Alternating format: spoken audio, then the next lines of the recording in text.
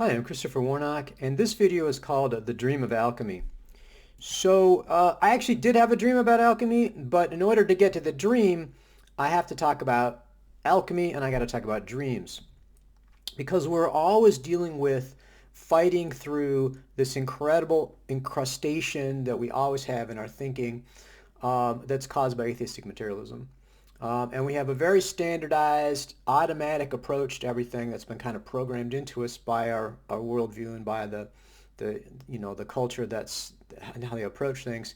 And it's extremely difficult for us to get back to seeing things from a traditional viewpoint with a traditional worldview, which is not to say that you don't have to, but it's a little odd, to be doing, say, alchemy and then not understanding how it's actually, how it was done in the past. It's very different. So let me just start out with that. Lab alchemy. Alchemy, astrology, and magic are the three hermetic arts. If you trace back their roots, you can look at the writings attributed to Hermes Trismegistus, and there's the academics have split them into the philosophical and technical hermetica. Really, they're a unity. They're unified. The technical or practical applications of the Hermetic wisdom, Hermetic philosophy it's very practical. Like I said, astrology, it's very useful to be able to look at a chart and make predictions.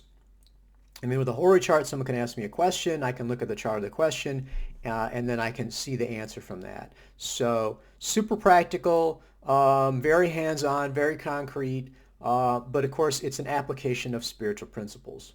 Okay, if without that spiritual underpinning, it wouldn't work. There is no scientific astrology because according to science, there's nothing except matter and energy, and astrology doesn't work through matter and energy. It works through the spiritual interconnection of all things. So alchemy is similar, and the origins of alchemy.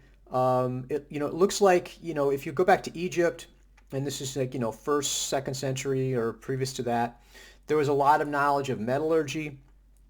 Working with chemicals, changing and again, this a lot of this information comes from a book called Secrets of Alchemy by an author named Princip, and I've got the link to him. A really great, very useful. And this guy is actually a chemist. And so what he did was to look at the actual historical sources for alchemy and then replicate as many of the experiments as he could, and it's very interesting to see what he came up with. So when we're talking about alchemy, the alchemy as it was practiced by in the classical period, in the medieval period, in the Renaissance period, is a laboratory alchemy. Okay, these are guys who are actually in the lab. They were working with physical substances, trying to produce the Philosopher's Stone. The elixir is one of the key operations, but there's lots of other things they're doing. But they're doing physical transformation of material objects. Now, this isn't to say that how they're looking at this is to say like a scientist. Okay, this is not some forerunner of modern chemistry because they have a incredibly different view of reality. The alchemists, just like the astrologers, just like the magicians, lived in a world where the spiritual was just as real, and in fact even more real than the material, certainly more perfect than the material. And so nevertheless, they were, like I said, you could changing things into gold. Hey, that's what they were all about in a lot of cases. Now, their understanding of it and the lessons they drew from it and the ability to then, to use it as a spiritual path, is always present. I think, again, one of the things I've done with astrology and my book, The Celestial Way, is to point to this and say, how does this point to, the underlying spiritual reality, underlying philosophy that really allows it to work. But the practice of it, like I said, astrology, alchemy, and magic can be, very concrete. It's real. I mean, people are actually working in the real world, causing real world effects. And it's by no means just like I said, this it's not fake. It's not something they're making up. Now, a big problem with alchemy, we have to lay this at Carl Jung's feet. I have the greatest respect for Jung as a psychiatrist. Lots of interesting stuff they came up with, but he made an absolute hash of it when it comes to alchemy. Okay, he's caused a huge amount of confusion. And, you can see this in his Memories, Dreams, and Reflections, which is his autobiography. Not quite autobiography, it was written by somebody else, but he went through it very carefully, looked over it. But I'll just quote from it. He says, I had soon seen that the analytical psychology coincided in a most curious way with alchemy. The experiences of the alchemists were in a sense my experiences, and their world was my world. This, of course, was a momentous discovery. I had stumbled upon the historical counterpart of my psychology of the unconscious. So, according to Jung, the alchemists were psychologists. Okay, and all these weird, the various terminology that they used, and the really, if you've ever looked at any, medieval or Renaissance alchemical drawings, they're, very intense looking, very weird, very evocative. So according to Jung, it was psychology. This is all coming from the unconscious. These are unconscious contents erupting into consciousness. That's why they're mysterious. They reflect the archetypes, blah, blah, blah, his whole theory. Well, no, actually not. I mean, what the alchemists were doing was just encoding their processes. And again, if you look at the Princeps Secrets of Alchemy, you can see they step by step how they go through it. And so basically, yes, it's very poetic. Yes, it's very kind of mystic looking. But in fact, when you're looking at alchemy, a lot of times they're just, like I said, encoding these actual processes that they're going through. Now, their understanding of it was spiritual, okay? But it's by no means, like I said, it's not psychology, okay? Alchemy in the Renaissance and Middle Ages was not a form of psychology. And so, I mean, which isn't to say that Jung can't come along and be inspired by it and come up with this whole, thing based on it. I mean, a similar process happened in the Renaissance with Egyptian hieroglyphs. I mean, hieroglyphs are the writing system of the ancient Egyptians. There's a book, Hieroglyphica, that was, the Renaissance, it was translated again and became more widely available. And they looked at that and they started looking at the pictures and said, these are really cool. And they basically turned them into a Renaissance emblem book. And so they tripped on all these emblems and they made up all this crazy stuff with, what they felt like it meant. I mean, the emblems and the use of it, that's perfectly legitimate if you want to do it that way, but that doesn't reflect what the Egyptians had done with it. It's the Egyptian writing system. And later, we got into later to the 19th century, Rosetta Stone, they translated it. I mean, you can see, they can read the hieroglyphs on on tombs or on temples or whatever. They can read what it says, and it's, poetry. There's all sorts of, inscriptions by the pharaohs, things like that. But it was by no means had anything to do with the hieroglyphs. I mean, that was just something that they came up with on their own. And that's what Jung did as well. I mean, he looked at all this trippy stuff and he made up his own thing inspired by that. The confusion comes in, I think, both for Jung and for everybody else in thinking, oh, the alchemist, it's psychological. I'm an alchemist. I'm a spiritual alchemist, all that stuff. Somehow transformation turns into, okay, I'm an alchemist. Unless you're in the lab, unless you're following the traditional things, you're not a traditional alchemist. I mean, you can call yourself whatever you want. If I want to say I'm an octopus, I'm an octopus. Okay, it just doesn't correspond to the octopus in the ocean. It doesn't correspond to what anyone else thinks of an octopus. So it kind of loses its meaning at that point. So that's what I would say about that. And the other thing I would say about the Jung is this fits in with this whole tendency to psychologize everything. So it's, everyone is doing this two-step of wanting to do astrology, alchemy, and magic, wanting to do this esoteric stuff, but yet still wanting to be acceptable to science and to the modern atheistic materialistic worldview. And so you basically can compartmentalize, or you make up all these kind of mental shifts to justify it. And the psychologizing is so spiritual equals psychological. Okay, psychological is brain function. The brain is a physical object made up of electrochemical impulses, and then atoms, and then subatomic particles. So ultimately, everything is just random, interaction of subatomic particles or physical laws. Okay. And there's nothing spiritual. The spiritual just doesn't exist. There's no spiritual, quote, energy. There's no spiritual beings. You don't have a soul. None of that stuff's true. That's all metaphoric, okay? And so the psychology is very useful in like I said, kind of squaring the circle in terms of trying to do any kind of New Age esoteric stuff. That's the essence of it. So this is what I would say then about alchemy is that, it is, as I said, and you don't have to do it in the original. If you want to do spiritual alchemy and everything like that, that's fine. but don't think that that's the same as what they were doing 500 years ago, or that's what the Hermetic stuff is. And it's fine to do your own thing. We don't have to do the old stuff. But if you want to do the old stuff, it actually is going to be way different from what people are doing nowadays.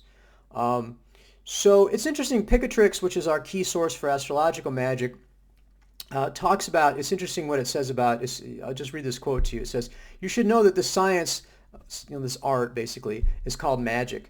And it says that magic operates by spirit on spirit. So astrological magic is spirit on spirit. And it says, and alchemy works with spirits on bodies.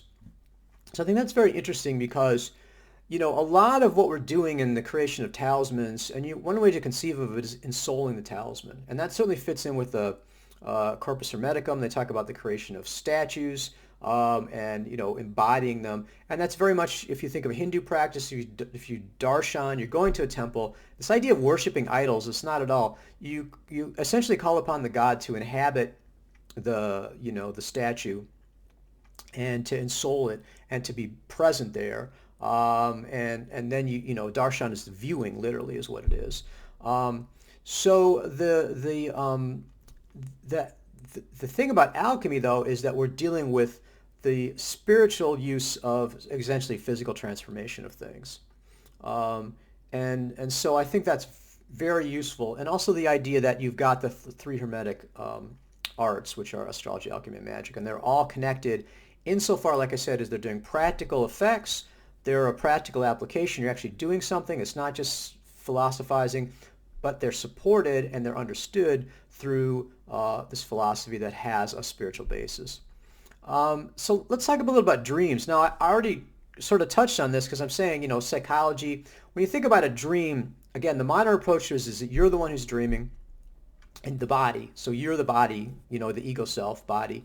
And the dream is coming from the unconscious, which again is part of you, part of your mind. You're not in touch with it, but again, you can come in touch with it with the mind. But again, where's your mind? The mind is produced by the brain. The brain is a physical object. Again, brain function, chemical and electrical reactions in the brain, molecules, atoms, subatomic particles, et cetera, et cetera. So it's all physical. It's all limited to you. Okay, and the dream is it doesn't really mean anything. It's just sort of like random images that kind of like pop up and things, and you could do some psychological stuff, but you can learn about yourself, a physical being. So again, this is a very different approach from the traditional approach, whether you're talking about medieval, Renaissance, or a classical approach. A really good source for dreams, this is classic for the classical period, but also for the Renaissance and Middle Ages, is Macrobius's Dream of Scipio. And in the Dream of Scipio, Macrobius talks about 5 types of dreams. He basically breaks them down. So he talks about nightmares and apparitions. He says these are caused by anxiety and concerns from waking life, as well as physical problems. So for example, you're sleeping on your arm, you can't move it. In the dream, you can't move your arm. You're feeling kind of, your stomach feels gross. That's well because you've got a sort of stomach flu or something like that, and it caused before you went to bed. Or you dream about work. You're all stressed out about that. Again, that's caused by work. So again, this acknowledges that there are plenty of dreams that are going to be caused by your waking life, your experiences in your waking life, and are coming from from you. So these are sort of dreams that are internally caused by you. But Macrobius adds 3 more categories of dreams: the enigmatic, the oracular, and the prophetic. So the enigmatic, I mean, we've all experienced these dreams that we don't understand. What the enigmatic is mysterious. So again, what does it mean? Not sure what's going on with it. Those are happening all the time. I mean, that's typical of a dream. It doesn't. You talk about your dreams to somebody else, and they don't make any sense at all. The oracular and the prophetic. These are dreams that are foretelling reality or providing information to us. And these are not internally produced in the sense of coming from the ego self or coming from the physical body or coming from our daily experiences. These are externally produced. These are coming from external sources. And through these dreams, the future can be foretold, or information and guidance can be received. And it's interesting, Agrippa, in his 3 books of occult philosophy, he talks about different kinds of dreams. He says there's divination by dreams. He said, confirmed by the traditions of the philosophers, again, sort of, again, like Macrobius. Um, he says also by the authority of divines, by theologians, the example of histories, people that have had these dreams and written them down, and then our own daily experience. He says, I'm not talking about a vain dream or idle imagination, but and because these arise from the disturbance of the body, and he says what I call a dream here is caused by the celestial influences. And so these dreams are more efficacious. This is interesting, brings the astrology, and he says when the moon is in the sign that was in the ninth house of your nativity, or the ninth sign of perfection. So he's giving some interesting astrological stuff to it. So he's again pointing to this external influences, and then he's localizing it with the celestials. So to me, that's probably just one possible source of dreams. Angels, you think about that, visions. There's all sorts of spirits, demons even, all sorts of different kinds of spirits can have communication with you. And this is not simply coming from the ego self. This is external. So I think that that's really interesting. It seems a much broader and more comprehensive. I mean, they're certainly not in the tradition rejecting the internal dreams, but not limiting it to it either. Not just saying that these are stuff coming from you, from the unconscious, or from physical causes. So, so it's interesting. At this point, I'm going to talk about my dream. So this was about 2 nights ago. I had a dream where my teacher, Robert Zoller, who's now deceased, was teaching me. And then alchemy somehow came up, and I mentioned that I don't practice it, particularly since there's not much astrology in it. And Zoller's answer to me was, there is no alchemy. And it was very interesting because in the dream, my immediate understanding of that was that there was no separation among these esoteric schools, of astrology, alchemy, and magic. That there really wasn't, that to say I don't study alchemy isn't really true because, again, having participated in the study and practice of astrology and magic, I'm all very much in a real sense also understanding, if we understand the deeper underpinnings of it, studying alchemy. And so not only these esoteric schools unified, but all spiritual paths are unified as well. So I thought that was very interesting. I mean, the feeling quality of this dream, I've had some dreams that are really incredibly intense dreams. And so not frightening, not, nightmares, things like that, which obviously I've had, but that just have this real numinous quality about them. This one was not quite on that same level, but it was very lucid. So that was what was interesting about it. It was like, having this very, heavy conversation with, somebody who was, very much a heavy influence on me, was an important teacher of mine. And then for me to have this very kind of deep understanding of the statement, in the dream too, I thought was very, very useful. And so, I mean, this is, I take as being useful guidance for me, and, something that I'm going to take seriously, in my waking life and in my thinking about, like I said, astrology, alchemy, and magic. So, and this points to something that have been very much thinking about recently. It goes back to the most recent video I did about sigils, which is that my view is that the original source of sigils, images, information necessary to make talismans in many ways really comes from the celestial spirits, and it's going to come in dreams and visions. And so I think and it's certainly very traditional. One of my favorite books is a book called Buddhahood Without Meditation. It's Buddhist, direct pointing, and every single chapter of this is given, it's the author says this was given to me in a dream, or this was given to me in a vision by various different bodhisattvas and teachers and Buddhas. And so, very traditional approach to see it that way. Now, the academic approach is to say, oh, well, we know that's fake. We know it's not true. We know there's nothing but, individuals. And so somebody made this stuff up. So some individual person was the creator of it. And I think, again, the traditional view would not be to reject individual authorship, but to recognize the fact that the information that we receive through dreams and visions, this external information, is actually of higher value and is even more important than anything we could come up with on our own. So I thought that was very interesting. The dream itself, like I said, is very short, and it's, in a way sort of obvious, but not something that in a dream state that I would ever be able to think that up. I don't think I would usually am not in a state of any kind of lucidity like that I would even be able to think about it. So I think that's helpful. But I think it also is extremely helpful to start thinking about these topics and understand that the way we see reality and the way we practice magic astrology is not the way that the medieval and Renaissance and the classical period anyone before us did. There's a huge gap. And insofar as we just like the label, we like the prestige, we're fooling ourselves into thinking that what we're doing, that this, spiritual alchemy or psychological alchemy is actually what was being done by the alchemists in the Renaissance and Middle Ages, which it was not. Which isn't to say that we can't do it and it's not valid. It's just that we need to be a more aware and understanding of it. And I think that really goes down to the worldview issue as well. And I often say this, is that, the man who builds his house upon the sand, it gets washed away. The man who builds his house upon the rock stays firm. And if you do not know your worldview, if you do not understand your philosophy, if you're blind to it or if you're confused, and you don't understand how you're actually thinking, then that's the house built on sand, that you're always going to be confused. You're never going to be able to reach true mastery, and you're certainly not going to be able to have, build a spiritual path based off of confusion and shadow. So very interesting, very useful.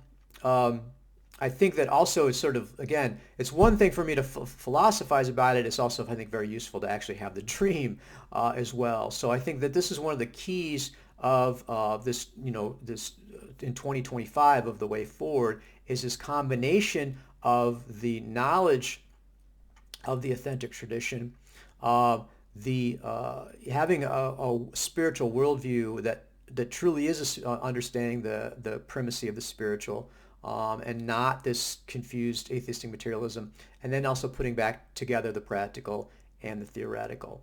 It's not enough to talk about it, it's not enough to think about it, you got to do it. But you don't want to do it without understanding what the root is. So ultimately, I think this is the way forward. Hopefully this is the gift and the teaching that I've been, one of the things I've been given to kind of reveal to the world.